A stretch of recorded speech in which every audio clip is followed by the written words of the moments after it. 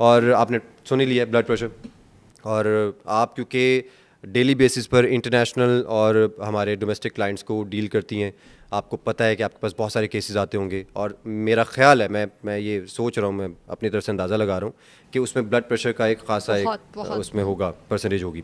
तो सबसे पहले तो हमें ये जान लेना ज़रूरी है, जो बेसिक क्वेश्चन है, हम ब्लड प्रेशर की बात करते हैं तो बहुत सारे लोगों को पाकिस्तान में बिलखुसूस ये आइडिया ही नहीं है कि नॉर्मल ब्लड प्रेशर क्या है, और कौन से ब्लड प्रेशर पे हमें कि लो परसेंटेज क्या होनी चाहिए और हाई परसेंटेज, और कौन सा हेल्दी ब्लड प्रेशर है, हेल्दी ब्लड प्रेशर कितना होना चाहिए। अच्छा, हेल्दी ब्लड प्रेशर जो है ना, ये विद एज वेरी भी कर सकता है। अगर आपकी एज 40 से प्लस है और आपका ब्लड प्रेशर 140/90 तक रहता है तो दैट इज़ फाइन, ये कोई इतनी परेशानी की बात नहीं है। हाँ, लेकिन अगर इसके साथ आपके सर में दर्द शुरू हो गया है तो फिर ये परेशानी की बात है। जो टीनेजर्स हैं उनका ब्लड प्रेशर अगर 110 100 तक भी रहता है, और अगर हम नीचे वाले ब्लड प्रेशर की बात करें 110 100/60 70 80 तक रहता है तो that is fine. Ideal blood pressure 120/80 होता है। इसमें थोड़ी बहुत फ्लक्चुएशन विद एज होती है, लेकिन उसके साथ आपको मसले मसाइल नहीं होने चाहिए। जैसे अगर हम लो ब्लड प्रेशर की टीनेजर्स की बात करें तो अगर आपको डिजीनेस फील नहीं हो रही, आपसे चला फिरा सही जा रहा है, आपको आपका एनर्जी लेवल ठीक है, तो आपका ब्लड प्रेशर 110/60 भी है तो दैट इज़ फाइन, और यही रहना भी चाहिए। ये नहीं कि एक दिन वो 110/60 अगले दिन 120/80 है, अगर वो उसके आसपास रहता है दैट इज़ फाइन। ये फिर मुसलसल होना चाहिए, ये नहीं कि एक दिन एपिसोड आया वो फिर परेशानी की बात है कि ब्लड प्रेशर लो हुआ है। कुछ लोगों का रहता ही 140/90 है और उन्हें उसके साथ कोई सिम्टम्स नहीं आते।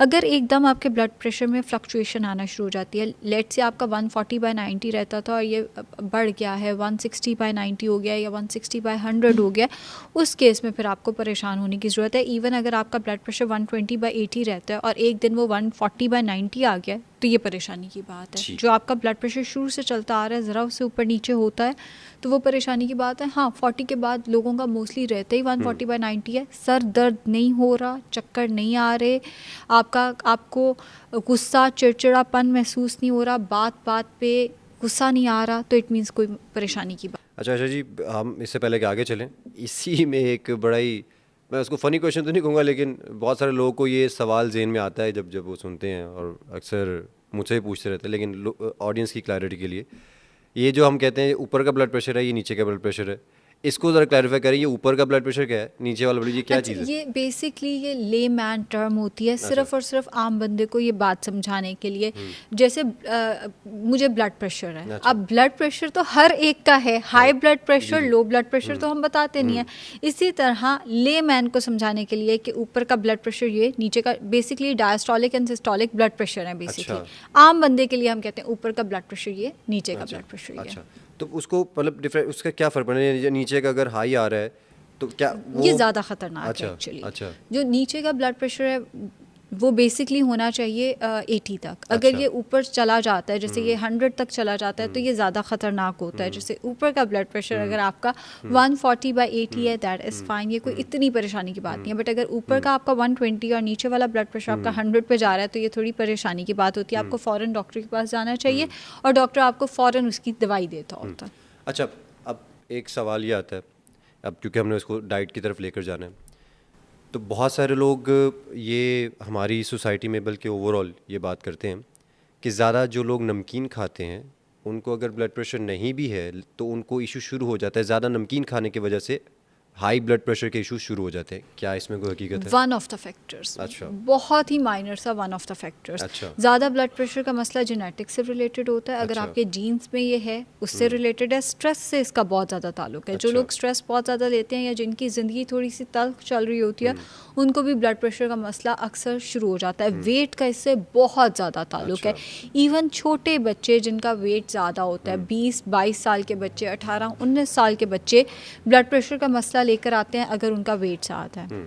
इसके साथ साथ बाहर के जिनकी पैकेट की, एक होता है नमकीन अशिया, जैसे नींबू पानी नमकीन है, एक होती है पैकेट की चीज़, जैसे निम्को हो गई, या जैसे ये जो मिर्च मसाले वाले चिप्स होते हैं, या जो बहुत ज़्यादा स्पाइसी हम चिप्स इस्तेमाल करते हैं, उनका इस्तेमाल जो लोग बहुत ज़्यादा करते हैं और प्रोलॉन्ग अरसे के लिए करते हैं, उनको ब्लड प्रेशर का मसला इससे हो सकता है। एक और चीज़, जो लोग पानी की जगह ORS का इस्तेमाल करते हैं, अब ORS में नमकियात है ना, बॉडी को रेस्ट नहीं दे रहे आप, उनको भी ब्लड प्रेशर का मसला हो जाता है। प्लीज़, जैसे गर्मियाँ आती हैं तो हम लोग ORS को पानी में डाल के इस्तेमाल करते हैं, ये मत किया करें।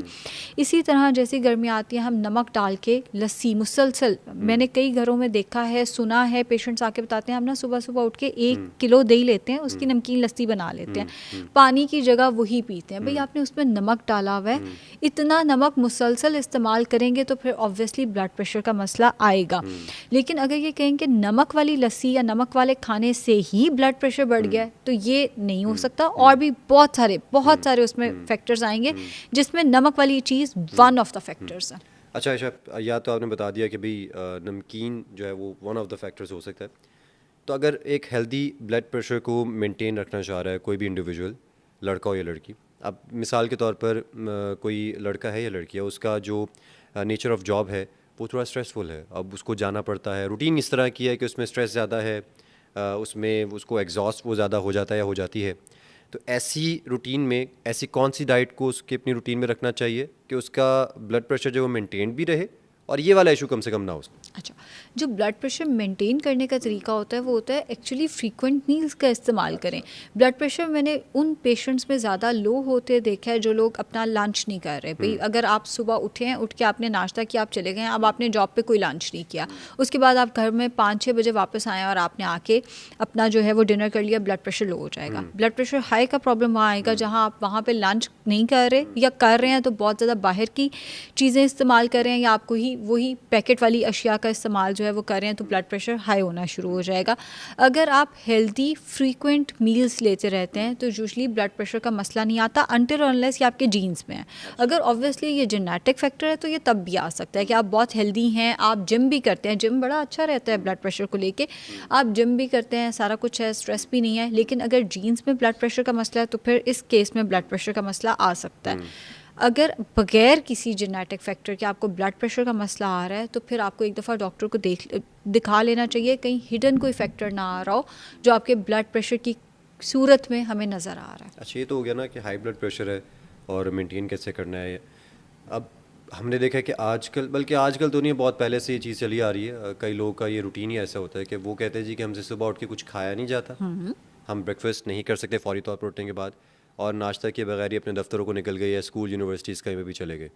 अब उसके बाद लेट्स से कोई मसरूफियत बन गई, काफ़ी गैप आ गया उठने में और पहला मील लेने में, तो क्या ये प्रैक्टिस सही है? क्योंकि जब आपने कुछ खाया ही नहीं हुआ तो ऑटोमेटिकली आपका ब्लड प्रेशर लो होना शुरू होगा ही होगा, क्योंकि बॉडी की रिक्वायरमेंट है। तो पहले तो ये बताएं कि भाई ये जो नाश्ता ना करना है और उसमें गैप देना है उठ के, और आप लंच टाइम पे जाके अपना नाश्ता करें, क्या ये प्रैक्टिस अच्छी है? अगर हम अपनी बुक्स पढ़ें ना, हमारी बुक्स ये कहती हैं ये बहुत बुरी प्रैक्टिस है। अच्छा। हम पूरी उम्र ये सुनते समझते आए हैं न्यूट्रिशन के स्टूडेंट के, ये बिल्कुल गलत है। जब हम प्रैक्टिकल लाइफ में आते हैं और जब हम रिसर्चेस पढ़ते हैं तो कोई मसला नहीं है इसका।